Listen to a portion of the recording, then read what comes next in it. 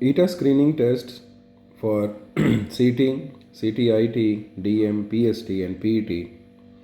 Most expected, important and repeated MCQs.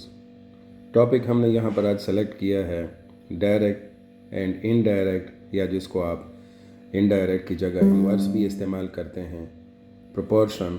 और इसमें ये मैं पार्ट 1 कर रहा हूँ। शाम तक मैं इंशाल्लाह पार्ट 2 भी अपलोड कर दूँगा। बहुत इंपॉर्टेंट क्वेश्चंस हैं और बार बार रिपीट हो रहे हैं, और बहुत से जो कैंडिडेट्स हैं वो इसमें सॉल्यूशन में फंस जाते हैं। सो मैं आपको बहुत ही शॉर्टकट तरीके से ये चीज़ करवाऊँगा। मतलब ठीक है, अगर मैं आपको उस पर टाइम लगा भी देता हूँ, लेकिन आपके लिए एक ऐसा तरीका इंट्रोड्यूस हो जाएगा जिस पर आप आसानी से अपने आप को समझा भी सकते हैं और जल्दी से अपना आंसर निकाल सकते हैं।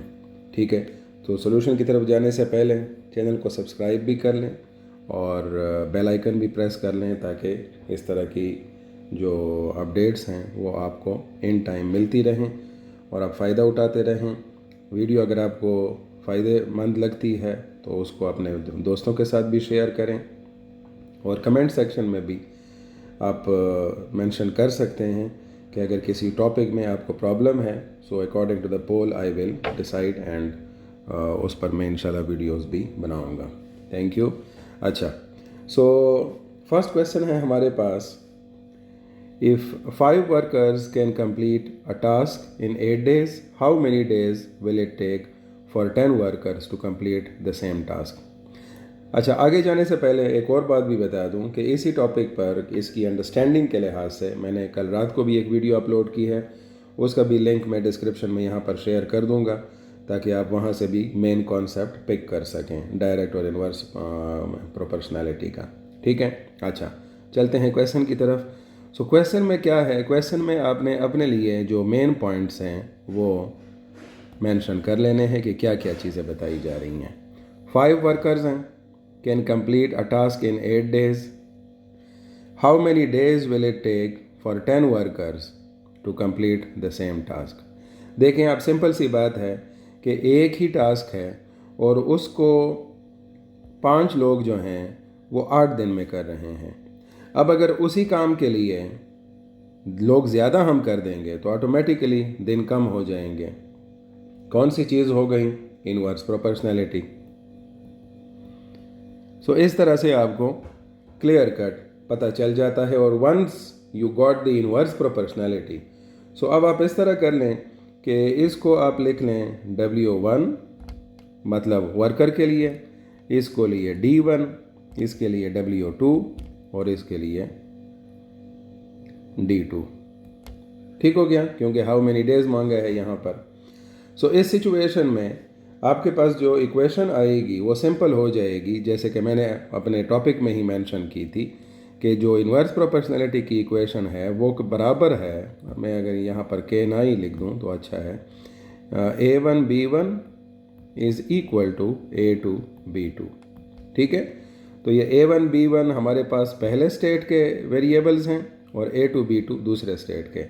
इसी तरह से हमारे पास जो प्रेजेंट सिनेरियो में इक्वेशन बन रही है वो बन रही है W1 D1 is equal to W2 D2। तो ये आपके पास सिंपल सा रिज़ल्ट आ जाएगा। W1 की जगह हम लगा देंगे 5, D1 की जगह हम लगा देंगे 8, W2 की जगह हम लगा देंगे 10 और D2 हमने मालूम करना है।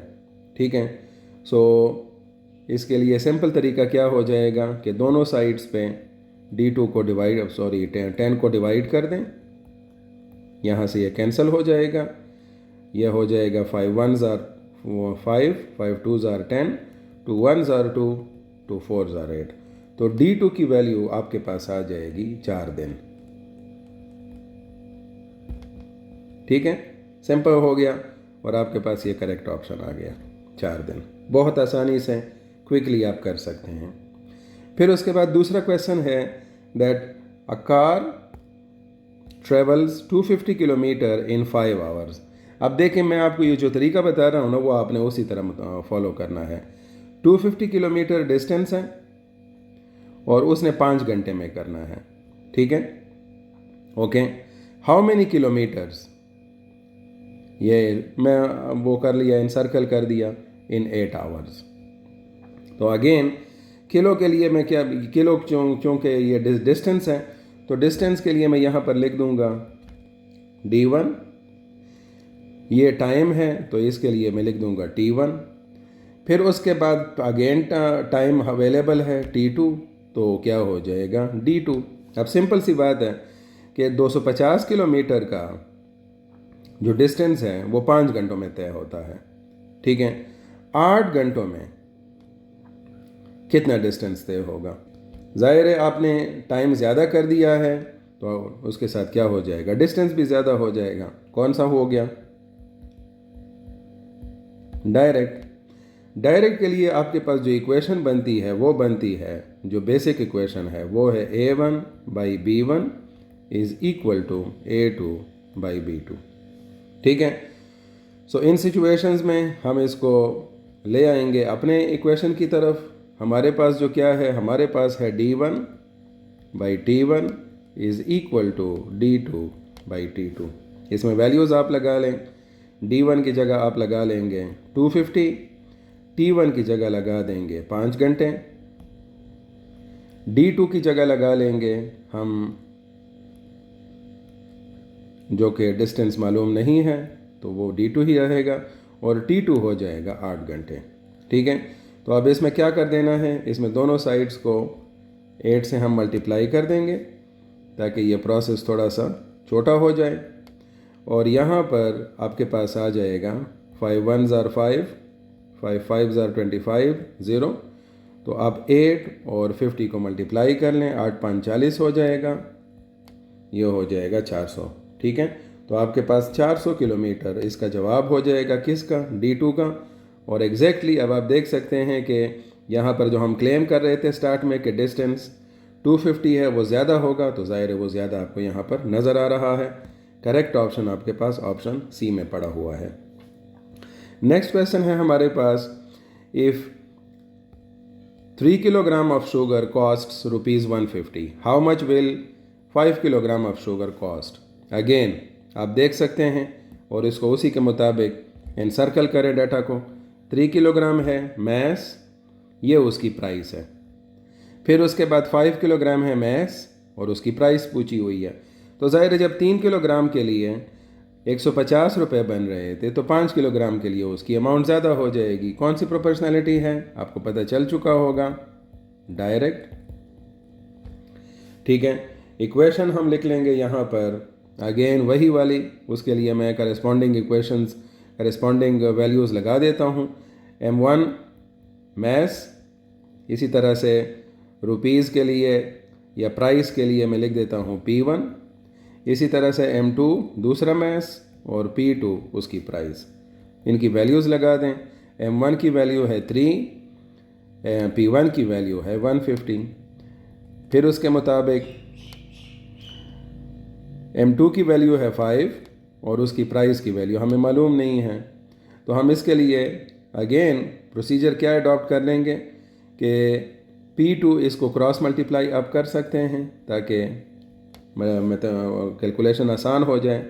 सो p2 आ जाएगा लेफ़्ट साइड पर और 150 इंटू 5 डिवाइडेड बाई 3। इससे आपके पास कैंसलेशन हो जाएगी। 3 1s are 3, 3 5s are 15, 0। तो यह आ जाएगा 50 को 5 से आप मल्टीप्लाई करेंगे तो आपके पास आ जाएगा 250 रुपीज़। जवाब आपको नज़र आ रहा है? बिल्कुल, option B is the correct option. Fourth option पे जो फोर्थ क्वेश्चन पे जाएं। Fourth question is a group of 5 friends want to share some chocolates equally. If 18 chocolates, ये 18 chocolates हैं, ठीक है, 18 chocolates are divided among 6 friends. How many chocolates will each friend get if 2 more friends join? तो जाहिर है अब 18 chocolates थे, 6 friend थे, तो जाहिर है 2 फ्रेंड और भी ऐड हो जाएंगे, तो ये 2 फ्रेंड नहीं होंगे बल्कि क्या होंगे, 8 होंगे। ठीक है, अगेन जब 18 चॉकलेट थे और 6 फ्रेंड्स थे जब फ्रेंड्स ज़्यादा हो जाएंगे तो ऑटोमेटिकली हर एक को जो चॉकलेट मिलेंगे वो कम हो जाएंगे, क्योंकि ज़ाहिर है लोग ज़्यादा हो गए हैं। तो इस सिचुएशन में आपके पास जो तो अब इस सिचुएशन में आप देख सकते हैं कि 18 चॉकलेट्स जो हैं वो 6 फ्रेंड्स में तकसीम होनी है। तो ज़ाहिर है आपको ये पता चल जाना चाहिए है कि पर फ्रेंड कितने चॉकलेट्स मिल रहे हैं। तो ज़ाहिर है 6 3s are 18, 3 चॉकलेट्स पर फ्रेंड। अब क्या करना है, हमारे पास चॉकलेट्स जो हैं वही हैं 18, लेकिन जो हमारे पास फ्रेंड्स हैं वो क्या हो जाएंगे, 8 हो जाएंगे। एंड इट विल बी, अगर मैं इसको डिवाइड करूँगा so that will become 2.25 chocolates पर फ्रेंड। और आपके पास जो यहाँ पर जवाब आएगा नियरेस्ट, दैट विल बी 2.5। ठीक है, दैट इज़ 2.25। यहाँ पर आपके पास इसका करेक्ट ऑप्शन आ जाएगा।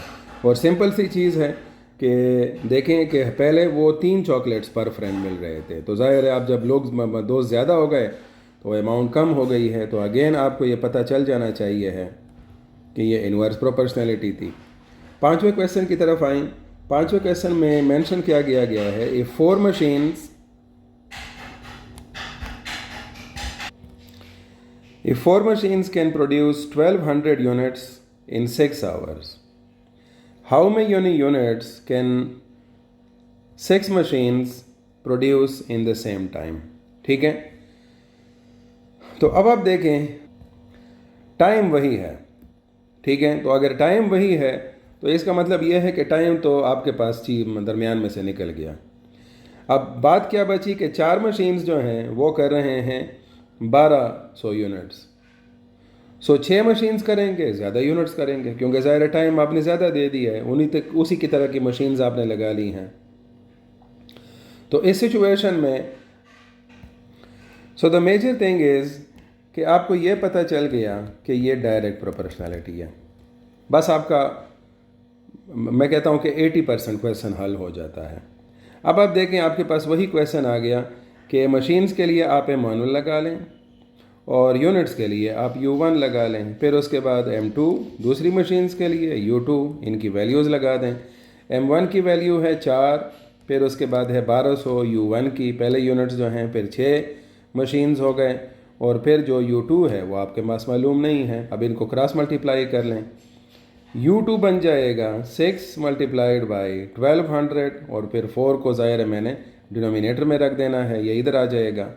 इसकी कैंसलेशन कर लें, 4 3 12, 300, और 300 को अगर आप 6 से मल्टीप्लाई करेंगे तो 1800 यूनिट्स हो जाएंगे आपके पास। ज़ाहिर है पहले 1200 थे, अब 1800 हो गए, तो ज़ाहिर तादाद बढ़ गई है, और आपके पास करेक्ट ऑप्शन पड़ा हुआ है यहाँ पर 1800 यूनिट्स।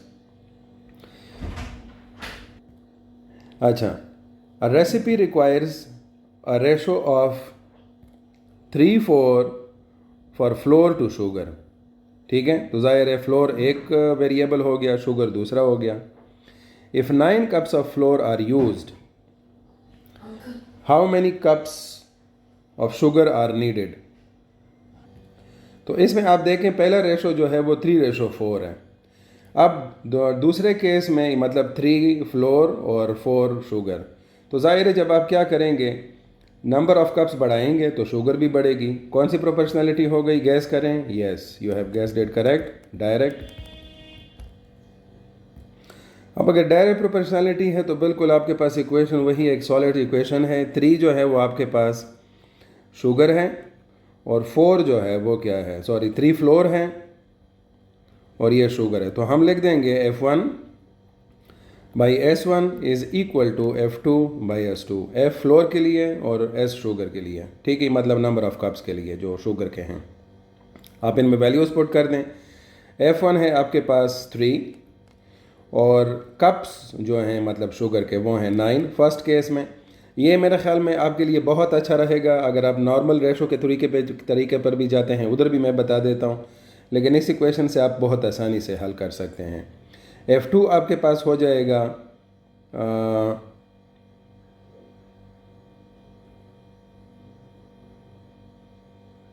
नो सॉरी, ये बिल्कुल सॉरी, ये 9 नहीं बल्कि